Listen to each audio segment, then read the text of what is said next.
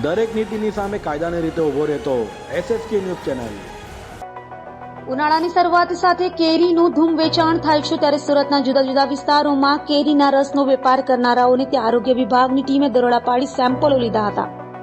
ઉનાળાની શરૂઆત સાથે કેરી રસિયાઓ કેરીની ધૂમ વેચાણ ખરીદી કરી આરોગતા હોય છે, ત્યારે હવે છેલ્લા કેટલાક વર્ષોથી સુરતમાં કેરીના રસનો પણ વેપાર થાય છે। ત્યારે સુરત મનપાના આરોગ્ય વિભાગ દ્વારા કેરીના રસનો વેપાર કરનારાઓને ત્યાં દરોડા પાડ્યા હતા। કતારગામ, ભટાર, અડાજણ, વરાછા સહિતના વિસ્તારોમાં કેરીની સિઝનમાં કેરીના રસનું વેચાણ કરનારાઓને ત્યાંથી સેમ્પલો લઈ લેબોરેટરીમાં મોકલી આપ્યો હતો।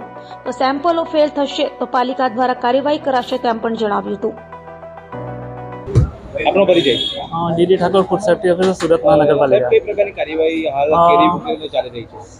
આજ રોજ ડેપ્યુટી કમિશનર સાહેબ શ્રી હેલ્થ એન્ડ હોસ્પિટલ તથા આરોગ્ય અધિકારી સાહેબના માર્ગદર્શન હેઠળ સુરત મહાનગરપાલિકા વિસ્તારમાં આવેલ કેરીનું મેંગો મિલ્કશેક, કેરીનો રસનું ઉત્પાદન કરી વેચાણ કરતી સંસ્થાઓની આજરોજ તમામ ઘરોમાં સુરત મહાનગરપાલિકાના ફૂડ સેફ્ટી ઓફિસરો દ્વારા તપાસ કરી સદર સંસ્થાઓમાંથી મેંગો મિલ્કશેક, કેરીના રસના નમૂનાઓ લઈ પબ્લિક હેલ્થ લેબોરેટરી સુરત ખાતે મોકલવામાં આવશે અને જેનો પૃથ્થકરણ અહેવાલ આવે તે આગળની કાર્યવાહી કરવામાં આવશે।